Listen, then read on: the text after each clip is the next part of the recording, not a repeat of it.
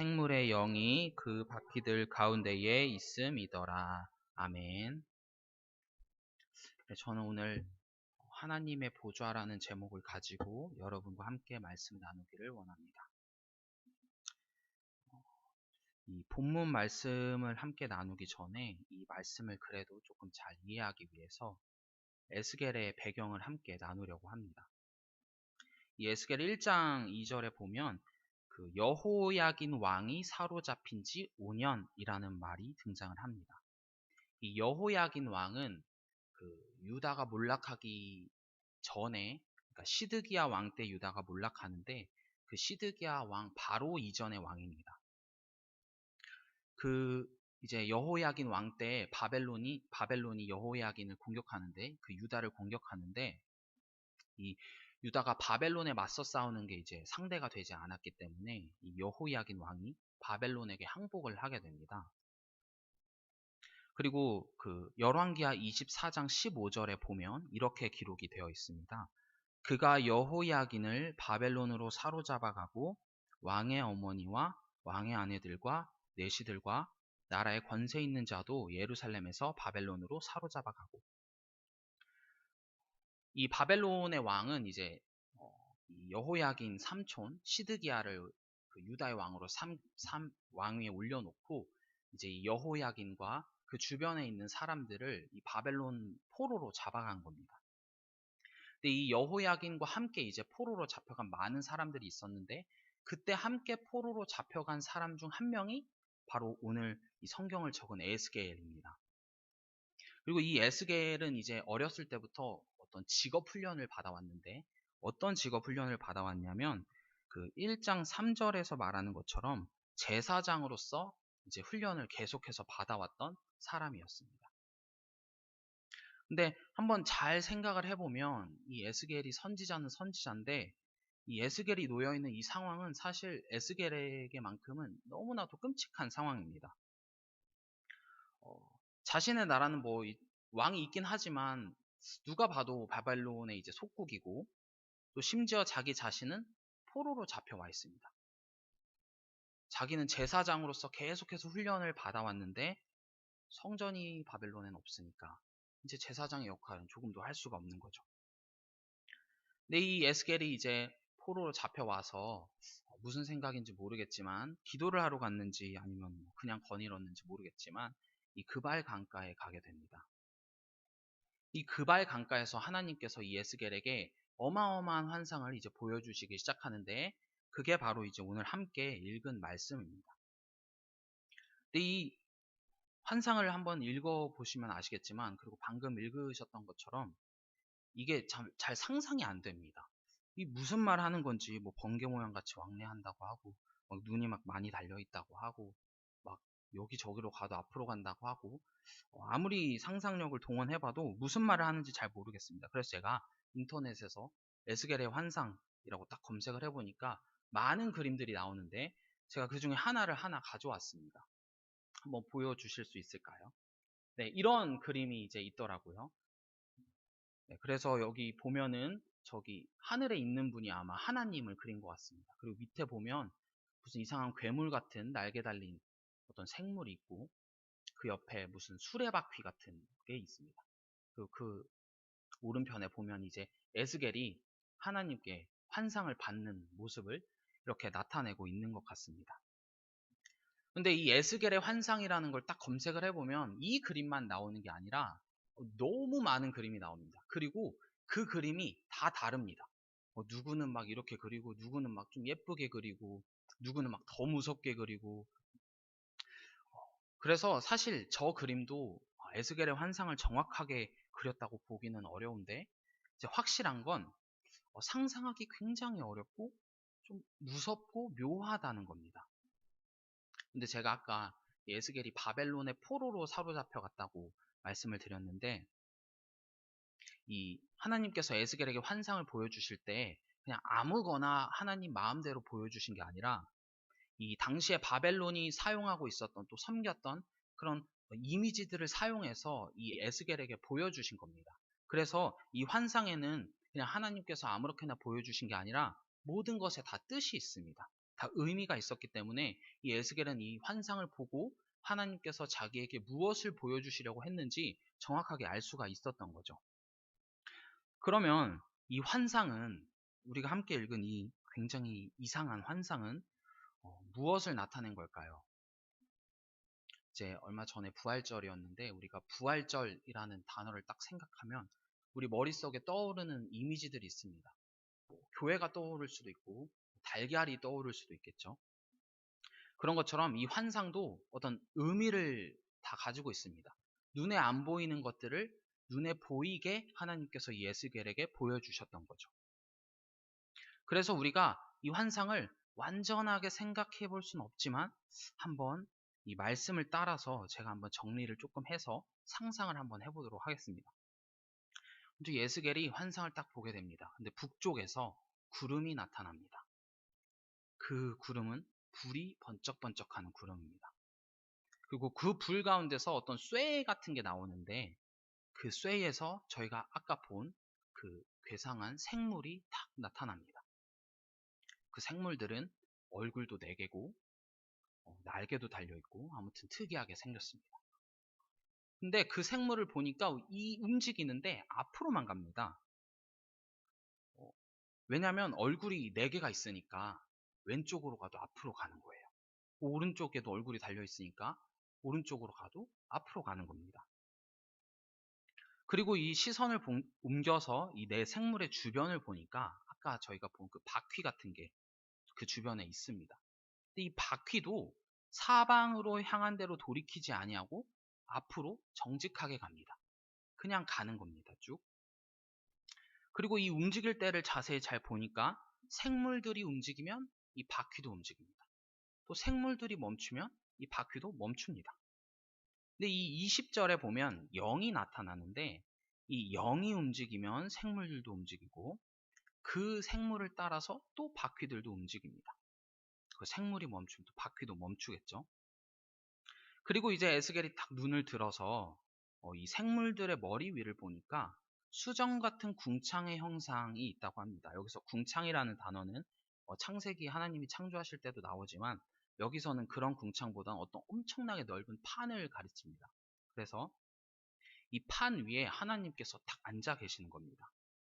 그래서 오늘 함께 이 본 환상은 하나님의 보좌와 그리고 하나님께서 어떤 분이신지를 우리에게 알려주시는 말씀입니다.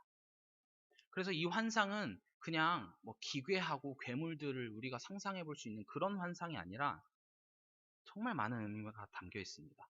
막 내 얼굴에 사자는 힘을 상징하고 하나님의 힘이 있으신 것처럼, 또 독수리는 위엄, 뭐 황소는 풍족함, 인간은 하나님의 형상대로 창조되었기 때문에 뭐 귀한 존재이다 등 너무나도 많은 의미를 담고 있는 성경이지만 다 말씀드리기에는 시간이 너무 오래 걸리기 때문에 이 환상 가운데 오늘 9절과 12절 그리고 17절을 중심으로 우리가 한번 이 환상을 살펴보기를 원합니다.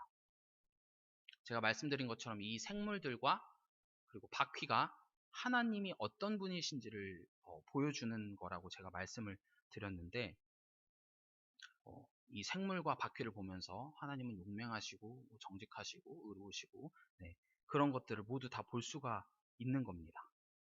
그런데 이 생물들의 움직이는 모습을 저는 오늘 함께 보기를 원합니다. 이 생물들이 움직이는 모습을 보면 성경 말씀에 돌이키지 않고 곧게 움직인다고 되어 있습니다. 왜냐하면 제가 말씀드린 것처럼 이 생물의 얼굴이 이제 한번 상상을 해보는 겁니다. 생물의 얼굴이 앞에도 있고 옆에도 있고 왼쪽에도 있고 뒤에도 있습니다. 그래서 우리가 왼쪽으로 가려면 이렇게 몸을 틀고 왼쪽으로 가거나 아니면 이렇게 꽃게처럼 옆으로 가야 하는데 이 생물은 여기도 얼굴이 있으니까 왼쪽으로 가도 그냥 앞으로 가는 겁니다. 그리고 오른쪽에도 얼굴이 있으니까 이 생물은 사실 오른쪽으로 가도 그냥 앞으로 가는 거죠. 그리고 뒤쪽으로 가도 앞으로 가는 겁니다.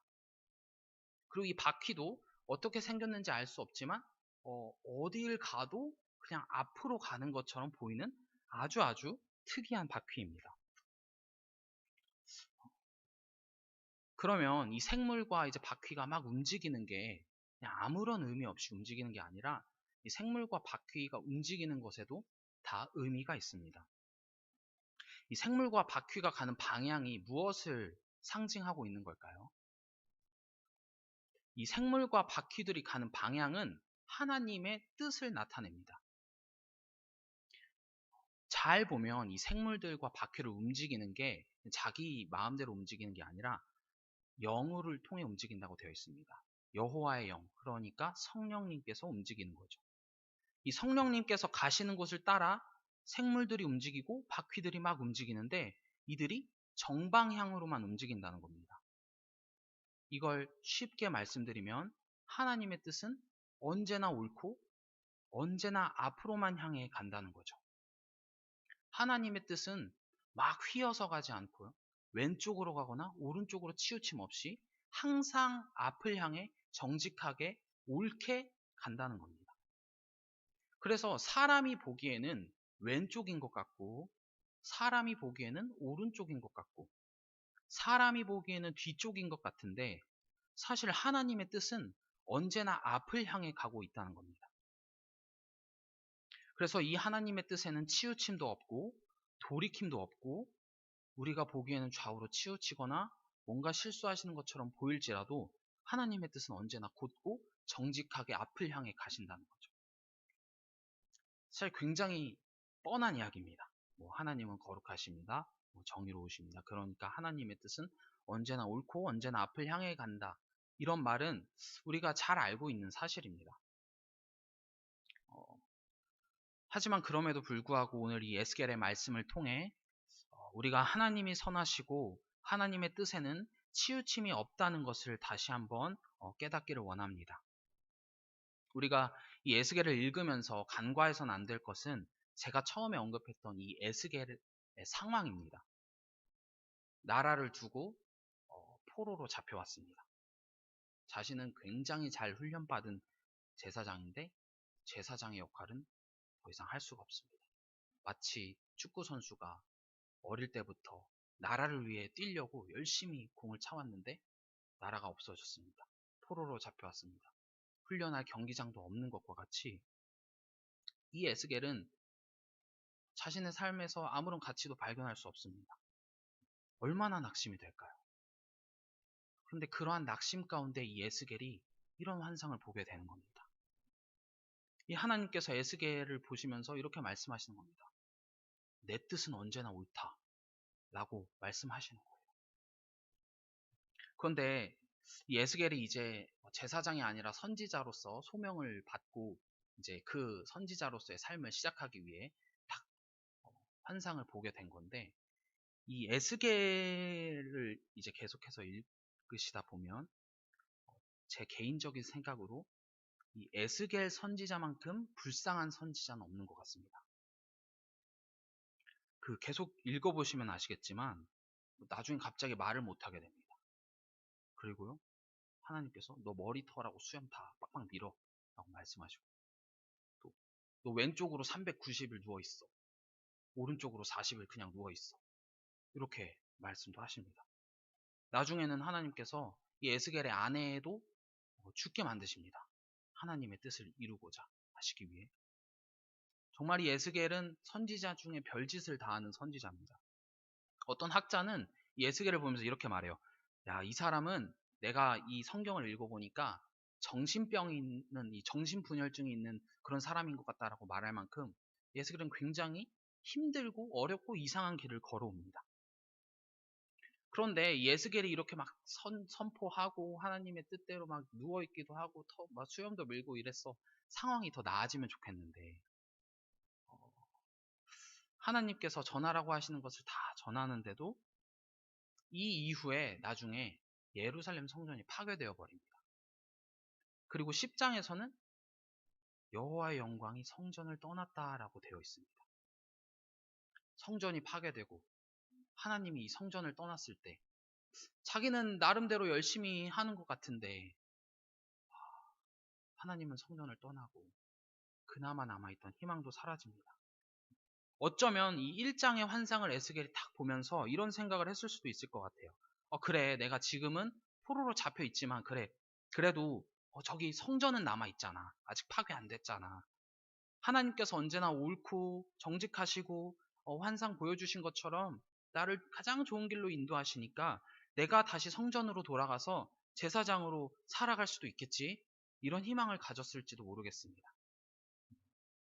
근데 이 에스겔의 바람과는 다르게 성전이 파괴되죠. 그나마 남아있던 희망도 사라진 겁니다. 이제는 자기가 여기서 뭔가를 기다릴 만한 소망도 없고 하나님이 자신들을 버린 것 같습니다. 그런데 하나님께서는 뭐 에스겔 1장에서는 정직하시고 앞을 향해 가시다가 뒤에서는 거짓말도 치시고 악한 그런 분이실까요? 그렇지는 않겠죠. 오늘 우리가 볼 때 우리의 삶을 살아가다 보면 이 하나님의 뜻이 왼쪽으로 돌아가거나 오른쪽으로 비켜가거나 심지어 뒤로 가는 것처럼 보일 때가 있습니다. 에스겔도 그랬을 겁니다. 하지만 하나님께서 이 에스겔에게 보여주신 환상처럼 하나님께서는 언제나 앞을 향해 가고 계십니다. 언제나 오르시고요. 언제나 의로우신 방향으로 하나님의 뜻을 성취해 가십니다. 물론 우리 삶에 찾아오는 어려움들을 딱 맞이하면서 그래 그래도 하나님은 의로우시니까 무조건 다 좋아 라고 할 수는 없을 것 같습니다. 하나님께 때로 우리가 어려울 때 하나님 앞에서 기도로 토로하게 하시기도 하고요. 우리가 힘들고 막 울고 그러면 위로하시는 분입니다. 하지만 우리는 언제나 그것 너머에 하나님은 언제나 옳고 하나님께서 행하시는 뜻에는 치우침이 없다는 것을 우리가 인정하는 마음을 품고 살아가야 합니다. 제가 이제 고등학교 2학년 때 목사가 되어야겠다고 생각을 하고 이제 그때부터 전도사님, 주변 전도사님, 뭐 목사님들한테 들었던 말들 중에 많은 말씀들을 해주셨지만 이런 말을 굉장히 많이 하셨습니다. 야, 태영아, 나는 이제 잘 모르겠는데 너 목회하는 거 진짜 힘들 거야. 사람도 이제는 많이 안 오고 전도하기도 힘들고 아이들도 많이 안 나가지고 교회 부흥하기 진짜 힘들다. 너 정말 잘 버텨야 돼. 진짜 은혜 아니면 할 수가 없어. 정말 힘들 거야. 너 사명 아니면 그 길 절대 걸어갈 수 없을 거야. 기도하면서 잘 이겨내라. 이런 말 굉장히 많이 들었어요. 또 이렇게 신학교에 오신 분들 중에서도 좀 나이가 있어서 이제 학교에 오신 분들이 계시는데 그런 분들도 이런 말씀 많이 하셨어요. 나는 이제 뭐 10년만 하면 끝나는데 너네들은 2, 30년, 뭐 길면 40년 이상 교회에서 목회해야 되는데 야, 정말 힘들겠다. 너네들 걱정이다. 어떡하냐? 라는 말 저 정말 많이 들었습니다. 그리고 그게 사실이라고 생각합니다. 아이들 많이 낳지 않죠. 안 그래도 전도 어려운데 코로나 때문에 교회 이미지가 어쩌면 바닥인 것 같습니다. 저도 솔직히 말씀드리면 저 전도사예요로 말하기가 막 이렇게 당당하게 말하기가 이제는 쉽지가 않습니다. 그리고 제가 그걸 밝혔을 때 눈빛이 달라지고 대하는 게 달라진 것 느껴본 적이 있습니다. 한국 교회 어렵습니다. 우스갯소리인지 사실인지 모르겠지만 막 과거에는 십자가만 들고 막 나가면 그냥 교회 막 부흥한다 라는 말도 있었다고 하는데 요즘 보면 정말 어렵습니다. 물론 큰 교회들도 있고 막 성장하는 교회들도 있지만 그럼에도 불구하고 정말 어렵게 살아가는 목사님들 너무나도 많습니다. 어려운 교회 너무 많습니다. 그래서 저는 이 한국 교회가 어렵다라는 그 사실을 부정하고 싶지는 않습니다. 그렇지만 저는 오늘날 이 교회에 대한 하나님의 뜻 역시 있다는 것 역시도 부정하고 싶지 않습니다. 어쩌면 오늘날의 우리 교회는 이 그발 강가에 서 있는 에스겔과 같을지도 모릅니다. 어렵고 힘든 시기를 지나고 있는 걸지도 모릅니다. 마치 하나님께서 우리를 떠나신 것처럼 보이는 환경, 막 일들이 잘 풀리지 않고 어려움만 가득 있는 것 같은 이때 하나님께서는 오늘 이 에스겔을 통해 우리에게 이렇게 말씀하시는 것 같습니다. 나는 언제나 옳다. 나의 뜻은 언제나 정방향으로 가고 나의 뜻에는 치우침이 없단다. 에스겔은 이 1장 환상 이후에도 안 좋은 거 너무 많이 봅니다. 막 이스라엘이 포로가 된다는 소식도 듣고 막 예루살렘 벌하시고 이방 족속 벌 주시고. 그런데 이 에스겔을 계속해서 읽다 보면 어느 순간 탁 이렇게 걸리는 부분이 있습니다. 에스겔 36장에서 하나님께서 이스라엘을 정결하게 하신다고 말씀하시고요. 그리고 나서 37장에서는 이 마른 뼈들이 살아나는 환상을 보여주십니다. 그리고 이 에스겔이 환상 가운데 나중에 성전을 딱 하나를 보게 됩니다. 제가 에스겔 43장 4절에서 5절 말씀을 한번 읽어드리도록 하겠습니다. 여호와의 영광이 동문을 통하여 성전으로 들어가고 영이 나를 들어 데리고 안뜰에 들어가시기로 내가 보니 여호와의 영광이 성전에 가득하더라. 아멘. 하나님께서 이 에스겔에게 나중엔 이 회복을 말씀하십니다. 근데 이 에스겔이 이 회복의 때를 경험하고 죽었을까요? 에스겔 성전이 지어지는 것도 못 봤습니다. 이스라엘이 다시 흥왕하는 것도 못 봤습니다. 그래서 어쩌면 우리는 이 시대에 성공하지 못할지도 모릅니다. 이 한국교회가 나 때문에, 우리 교회 때문에 부흥하고 성장하면 너무나도 복이고 좋겠지만 그렇게 되지 않을 수 있습니다. 하지만 그럼에도 불구하고 우리 하나님께서는 언제나 우리에게 보이시는 그 뜻이 옳다는 것을 인정하고 이 하나님께서 하나님의 때에 반드시 회복할 것을 기대하고 소망하면서 오늘 하루 하나님의 뜻을 기대하고 우린 하나님의 뜻에 순종하며 나아가야 합니다. 우리 살다 보면 나의 생각과 다르게 하나님의 뜻이 왼쪽으로, 내가 봤을 땐 이게 앞쪽인 것 같은데 하나님은 자꾸 왼쪽으로 가시고, 내가 봤을 땐 이게 앞쪽인 것 같은데 하나님은 자꾸 오른쪽으로 가시고, 내가 봤을 땐 이게 앞쪽인 것 같은데 하나님은 자꾸 뒤로 가게 하신 것처럼 느껴질 때가 있습니다. 때로는 하나님께서 완전히 우리를 버리신 것처럼 느껴질 때가 있을 수도 있을 것 같습니다. 하지만 하나님께서는 오늘 이 에스겔의 말씀을 통해 우리에게 하나님께서는 언제나 그 뜻을 옳게 행하시고 정방향으로 행하시고 치우침 없이 행하시고 이후에 거기서 끝나지 않고 하나님의 때에 완전하게 그리고 완벽하게 반드시 회복하실 것을 약속하고 계십니다. 비록 내가, 또 우리 가정이, 우리 교회가, 그리고 한국교회가 어려움 가운데 있고 비참한 가운데 있는 것처럼 느껴질지라도 우린 그 가운데서 언제나 오르시고 치우침이 없으시고 그 끝날 반드시 회복하신 하나님을 신뢰하고 믿으며 나아가는 저와 여러분이 되기를 간절히 소망합니다. 다 같이 기도하도록 하겠습니다.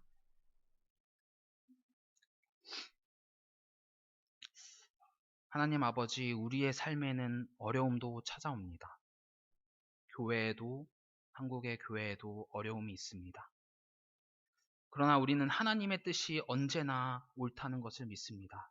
비록 나의 때에 무엇인가 이루어지지 않는다고 할지라도, 나의 때에 아무것도 회복되지 않는다고 할지라도 우리는 주님의 뜻이 옳고 언제나 정의로움을 믿습니다.